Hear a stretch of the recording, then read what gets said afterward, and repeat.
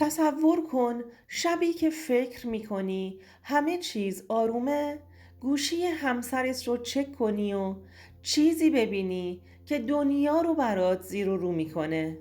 اگه تو این شرایط بودی چی کار میکردی؟ سلام به همه عزیزان، خوش اومدین به کانال سایه های خیانت، جایی که هر هفته داستانهایی از خیانت های تکان دهنده و لحظات تلخ زندگی رو با جزئیات براتون به اشتراک میذارم. اگر از داستانهای واقعی و پر از احساس خوشتون میاد، حتما این ویدیو رو تا آخر ببینید.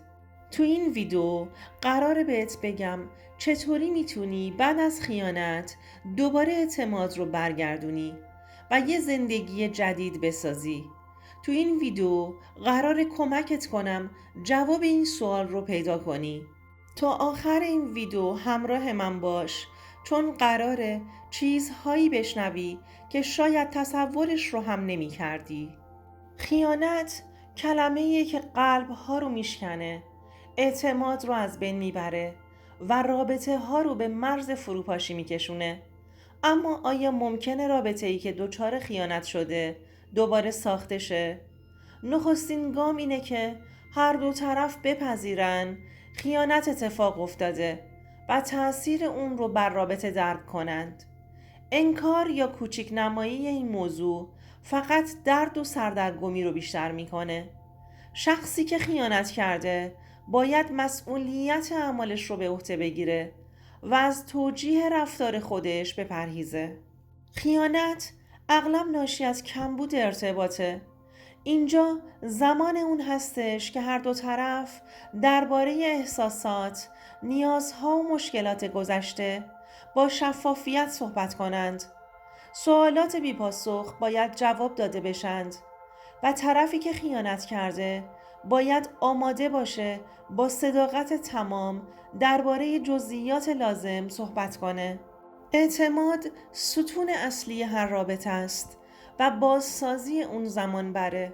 شخصی که خیانت کرده باید با اعمال و رفتار خودش نشون بده که دوباره قابل اعتماده. اقدامات کوچیک اما مستمر، مثل اطلاع دادن از محل و زمانبندی کارها یا تغییر رفتارهای مشکوک، میتونه به مرور اعتماد رو بازگردونه. برای طرف مقابل خیانت طبیعیه که احساس خشم، ناامیدی و حتی تحقیر داشته باشه. این احساسات نباید سرکوب بشن، اما گیر دادن در این مرحله نیز مضره. یادگیری تکنیک های مدیریت خشم و تمرکز بر آینده میتونه مفید باشه. پس از خیانت هر دو طرف نیاز دارند بر روی خود کار کنند. طرفی که خیانت دیده باید به ارزش‌های خود پی ببره و بدونه که خیانت نشون دهنده کمبودهای اون نیستش. طرف خیانتکار نیز باید به اصلاح رفتارهای خودش تلاش کنه و از تکرار چنین اشتباهاتی جلوگیری کنه. خیانت زخم عمیقیه که رابطه رو از پا میلرزونه. وقتی این اتفاق میفته خیلی ها فکر میکنن دیگه هیچ راهی برای ادامه نیست. اما اگر دو نفر واقعا بخوان و از ته دل تلاش کنند، حتی بعد از خیانت هم میشه رابطه رو دوباره ساخت. پذیرش خیانت خیلی سخته، اما تا وقتی چیزی رو قبول نکنیم نمیتونیم حلش کنیم. طرفی که خیانت کرده باید بدون هیچ بهانه‌ای مسئولیت کارش رو قبول کنه و صادقانه بگه چرا این اتفاق افتاده. گاهی لازمه بشینید و تمام حرفهای ناگفته رو بزنید. ممکنه دردناک باشه، اما حرف نزدن فاصله ها رو بیشتر میکنه. اعتماد یکی از سخت ترین چیز هاست که دوباره برمیگرده. این شدنیه. اینجا صداقت حرف اول رو میزنه. کسی که خیانت کرده باید با کارهای کوچیک ولی مستمر نشون بده که تغییر کرده. مثلا رفتارش رو تغییر بده، شفافتر بشه و هیچ کاری نکنه که طرف مقابل دوباره بهش شک کنه. از اون طرف کسی که خیانت دیده باید به خودش زمان بده. خشم و ناامیدی و دلشکستگی این احساسات طبیعیه، اما نباید اجازه بده که این احساسات تمام زندگیش رو درگیر کنه. اگر احساس می کنید این حسها داره شما رو میبلعه، حتما از یک مشاور کمک بگیرید. خیلی وقتها کمک‌های حرفه‌ای میتونه جلوی فروپاشی کامل یک زندگی رو بگیره. یکی از مهمترین بخش‌های بازسازی رابطه اینه که به جای گذشته رو آینده تمرکز کنیم. بله، خیانت اتفاق افتاده و این رو نمیشه انکار کرد، اما یادآوری مدامش یا انداختنش تو سر همدیگه فقط باعث میشه نتونید حرکت کنید. باید تصمیم بگیرید که اگر میخواید ادامه بدید گذشته رو پشت سر بذارید و برای ساختن یه رابطه بهتر تلاش کنید. خیلی وقتها مشاوره زوجین میتونه کمک بزرگی باشه. تو این جلسات مشاوره بهتون یاد میدن چطور با هم بهتر ارتباط برقرار کنید، چطور خشم و ناامیدیتون رو مدیریت کنید و چطور دوباره همدیگر رو پیدا کنید. مشاوره بهتون کمک میکنه ریشه اصلی مشکل رو پیدا کنید و تغییرش بدید. تو این مسیر هر دو باید روی خودشون کار کنند. کسی که خیانت کرد باید بفهمه چرا این کارو کرده و چطور میتونه از تکرارش جلوگیری کنه. از اون طرف کسی که خیانت دیده باید دوباره اعتماد به نفس و عزت نفسش رو پیدا کنه. بازسازی رابطه یه فرایند زمان بره. قرار نیست همه چی یه شب درست بشه. ممکنه تو این مسیر دوباره بحث کنید یا احساس کنید که همه چی بیفایده است. اما اگه واقعا میخواید ادامه بدید باید صبور باشید و برای هر قدم کوچیکی که به جلو برمیدارید ارزش قائل بشید. بخشش هم یه بخش مهم از این پروسه است. اما این که ببخشید به این معنی نیست که اشتباهات رو فراموش کنید یا دوباره همه چیز رو مثل قبل کنید.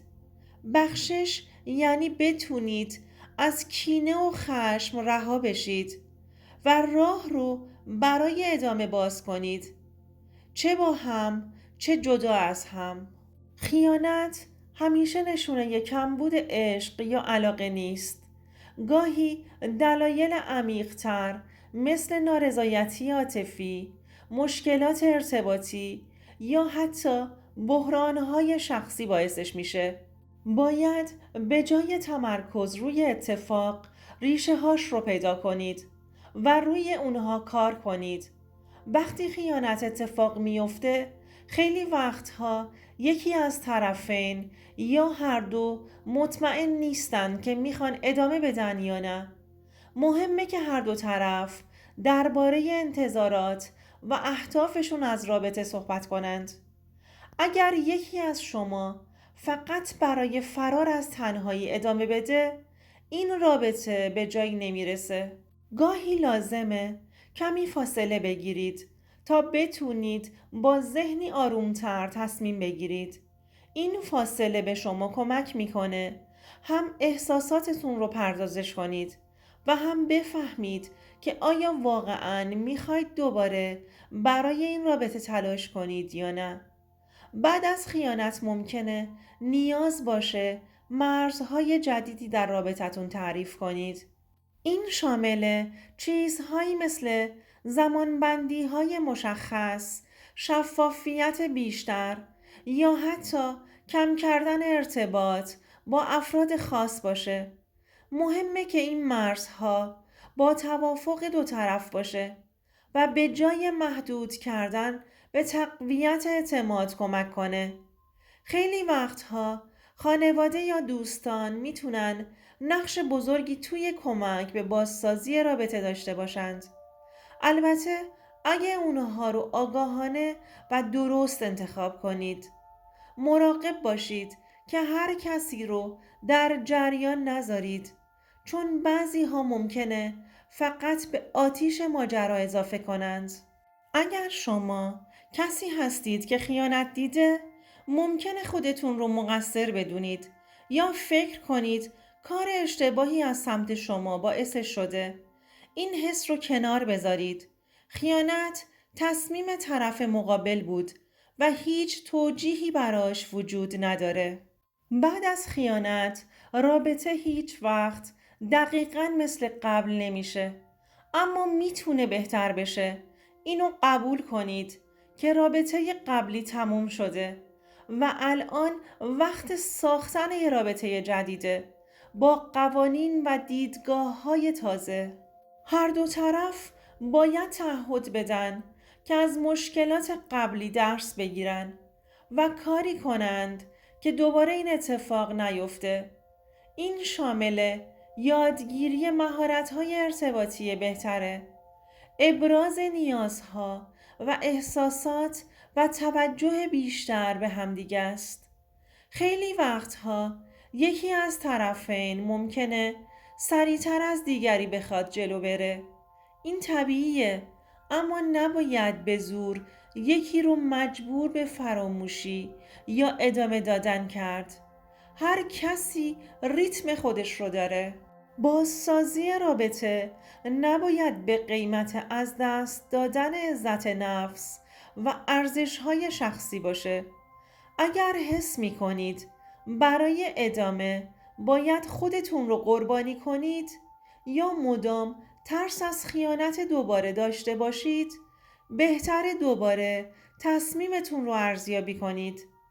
این نکات عمیق‌تر به موضوع نگاه میکنه و کمک میکنه که بازسازی رابطه نه فقط یه تلاش برای فرار از تنهایی باشه، بلکه یه شروع واقعی و متحدانه برای یه زندگی جدید و بهترشه. در نهایت بازسازی رابطه پس از خیانت به معنای اجبار برای موندن نیست. اگر احساس می کنید که خیانت آسیب غیرقابل جبرانی به رابطه وارد کرده و ادامه دادن باعث آزار بیشترتون میشه، گاهی اوقات جدایی بهترین تصمیمه. بازسازی رابطه پس از خیانت کار آسونی نیست، اما اگر عشق، احترام و تعهد واقعی بین دو طرف وجود داشته باشه، این کار غیر ممکن نیست. خیانت میتونه فرصتی برای باز تعریف رابطه و ایجاد یک پایه محکمتر باشه، به شرطی که هر دو طرف بخوان و از ته دل برای اون تلاش کنند.